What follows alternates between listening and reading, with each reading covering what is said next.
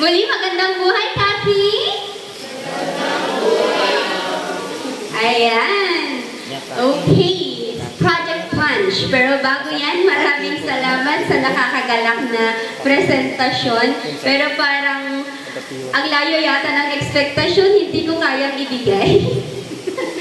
So kung ano lang yung kaya kong may bahagi sa ngayon, ano saan ko naragagsakan yun. Yan. Kung ano lang yung kaya kong ibigay, yun lang.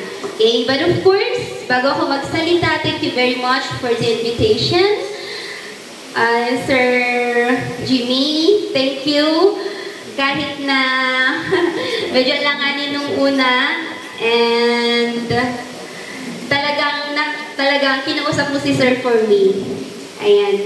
So, thank you very much for that. Dahil pa lang panakaumay ko dito, yung may san nga blessing. It's my first time actually to come here. And actually, maraming mga estudyante nagchat-chat sa akin. I'm very sorry. Honest ako na sasabihin ko ngayon na hindi ko actually kilala o hindi ko alam yung mga specific na pangalan nyo, pero familiar ako sa mga mukha ninyo. No? Lalo na sa mga nagchat-chat sa Messenger and sa TikTok. Diba? Napapatiktok ang coach nyo. Okay, so sana marami kayong matutunan sa ngayon.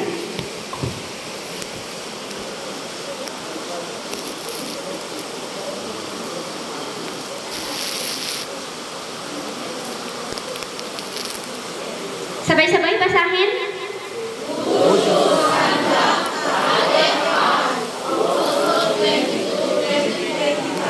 Aba, pwede na kayo. Pasado na kayo sa aral read. Siyempre, ganyan ang MAPE. Ganyan ang combative. Hindi lang tayo hanggang physical. Integrasyon ito sa ating lengguwahe, sa ating mga ibang asignatura. Kumbaga, ang inyong mga asignatura, yung ibang asignatura ninyo, integrasyon ito sa physical ninyo. Gaya ng sa health, di ba? Yes. Sa inyong pagbasa sa Filipino at English.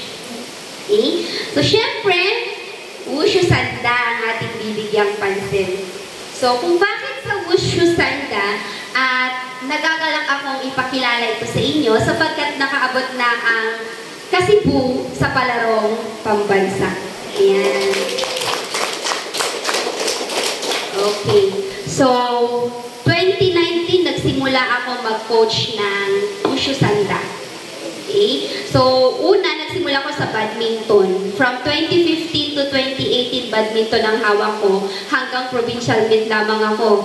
And of course, madami ding mga pangyayari doon. Marami ding sakripisyo. And 2019, nagsimula ko sa wrestling. And then, magkakabrasa na ako ng Pencak Silat ng 2019, nag-COVID. And then, pero noon kasi 2019, hawak ko is wrestling, Pencak at saka Wushu. Then, pagbalik natin, pinagpatuloy ulit ang Wushu Sanda. Okay?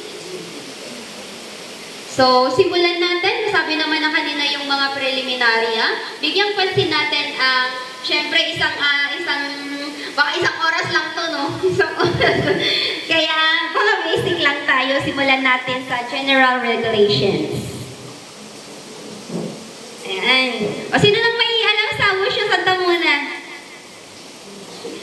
Bibigyan ko ng, ano yung hinihingi ninyo? Okay, sticker. Bibigyan ko ng sticker yung mga magre-recite. Ano yung alam na ninyo sa Wushu Sanda? Ay, pasensya na, kapag ako'y nagsalita sa harap, hindi lang ako ang magsasalita. Kayo din, damay-damay na to.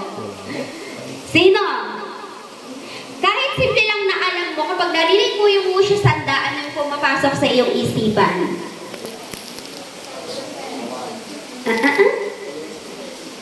Yes. Okay, self-defense. Meron pa? Ayan. Tama. No. Bakit mo aaralin ang Wushu Sanda? Ang combative sport. Yes, self-defense. Ajay ko intrinsic na motivation to yourself. Nya, jita duman, agi jiti sumarsaruno. Kasi this is for yourself. Hanya para kinyami nga coaches you actually. It is for you, right? Awan na nagpahabon, alam damdam yung sticker mo.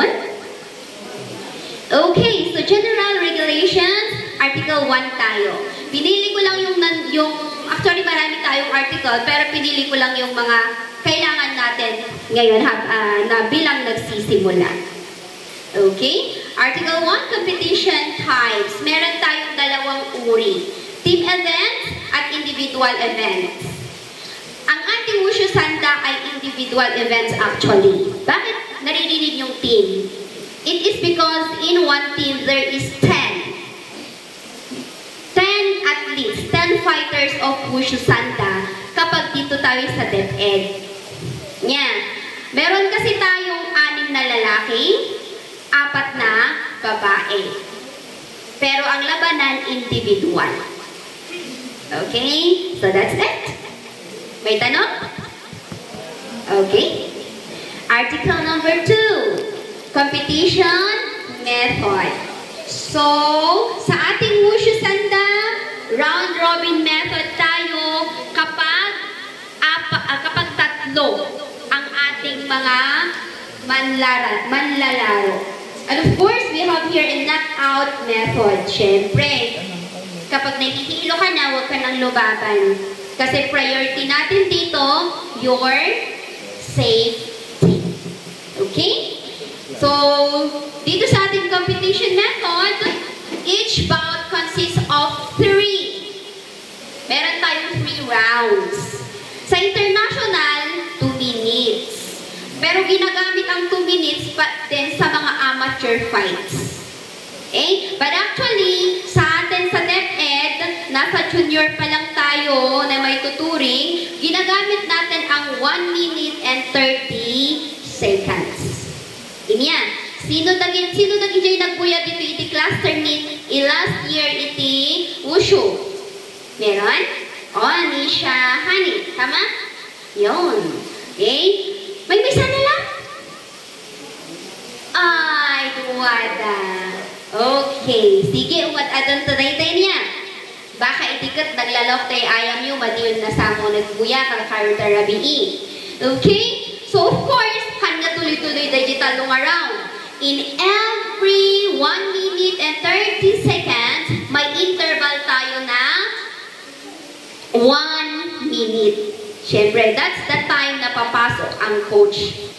Yan.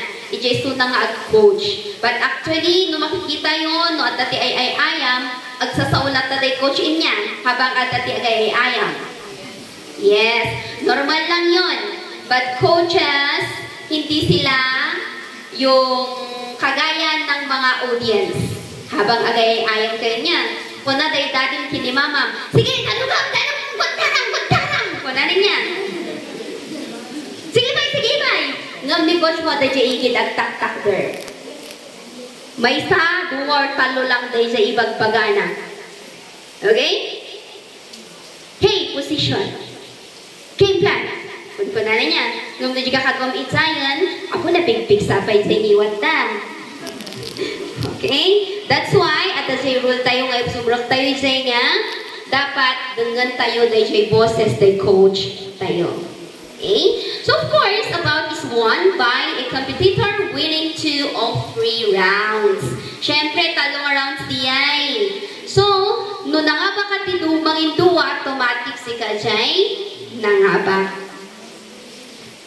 Yes. So, IT Wushu Sanda tayo, every round, ingato tayo dayjay, flaglet tayo dayjay, sa atin kasi meron tayong ginagamit na blue, red, at yellow. Okay? Yung blue or black, then red. So kapag yung red tinaas, red ka, o di sigan. Tapos, second round ulit, ingato da ulit. So, nangabakati manginduan, wala nang 3 rounds. Wala nang ikatlong round. Ngam no nangabak jay red iti first, nangabak jay blue iti second, at dapat iti the action. That's the difference sa fight sa boxing. Di boxing masapol malpas sa italo nga round. Nawatan niyo di ay? Yes. So, ibig sabihin, ito din ang isang maganda sa wushu. Awan iti mangyari nga bias. Kasihan nga mabalin mo nga sukatan day jay.